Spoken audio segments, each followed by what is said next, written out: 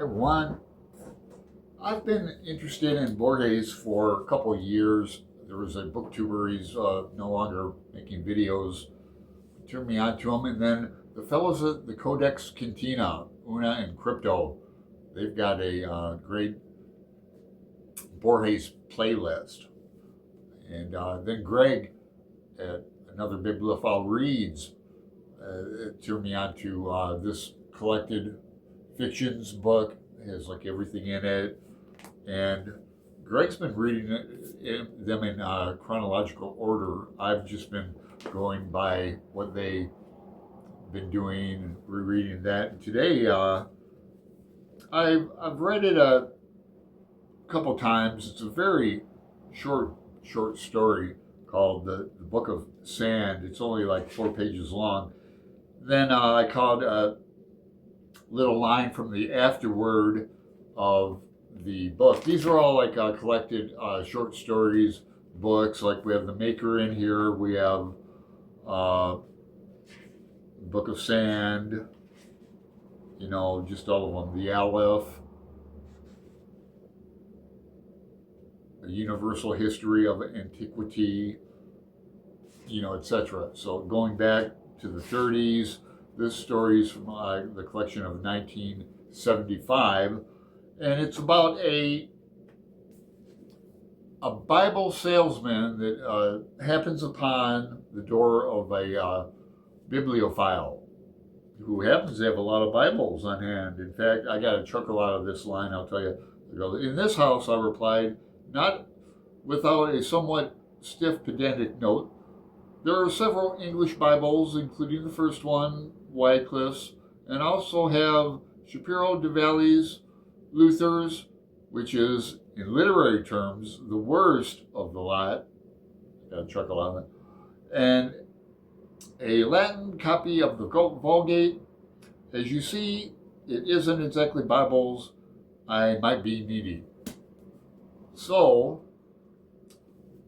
the salesman has this book, though, the Book of Sand, where he proffers it to the bibliophile who, is quite curious and then becomes fascinated by it because not only do the page numbers not make sense, he found something interesting and went back to look for it and it's not there anymore. He went back to the front of the page and it's not like it was before. Anyway, he ends up buying this book, and the salesman makes it like he's giving him a deal. You know, turns out this Book of Sand, he grows quite paranoid and defensive and protective about the book, of course, and it starts driving him completely mad, as you might imagine with Borges. So he decides to get rid of it. He thinks about burning it, but that would be. I considered fire, but I feared that the burning of an infinite book might be similarly infinite and suffocate the planet in smoke. So, before his retirement, he worked at the National Library, which contained 900,000 books. And the best way to hide a leaf is in the forest, right? So that's what he does. He puts it on a bottom shelf in the middle and is glad to be rid of it. I now feel a little better, but I refuse to even walk down the street the library is on. So after you finish the story, you start thinking, and you reread it, you find out this Bible salesman at the beginning just, off the book to the bibliophile. And,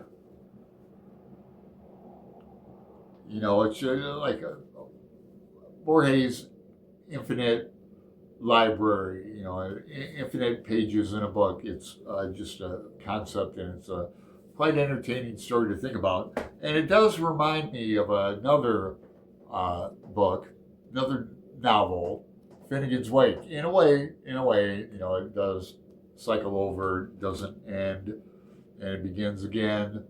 But you can, of course, find things in the book. Our Finnegan's Wake group, April, May, and June, is going splendidly, thanks to the auspices of Roy at Roy Reads Anything. It's on his Discord. If you're interested, make a comment. We got a few new members. I'm really happy that people are enjoying it, using outside resources. I'm just laying back and enjoying myself. We have some people that are knowledgeable about Finnegan's Wake in there. So we have some newcomers and some old timers, but it's very every day is active. I almost forgot. In the afterword, not of the story, but of the whole book, the Book of Sand, and not in the beginning, but about the middle of this afterword, Borges says something interesting to me. He says, "Fate, which is widely known to be inscrutable, would not leave me in peace until I had permeated a posthumous story by Lovecraft, a writer I have always considered an unwitting parodist of Poe. At last I gave in. The lamentable result is titled, There Are More Things." So I'm going to read that short story next. There are more things. But he kind of, in no uncertain terms, says that Lovecraft parodied Poe, of course. But how is that possible? I know it's possible, but they're total. When I think about Lovecraft, I don't have my collected mythos, but it's once it makes me consider his opinion.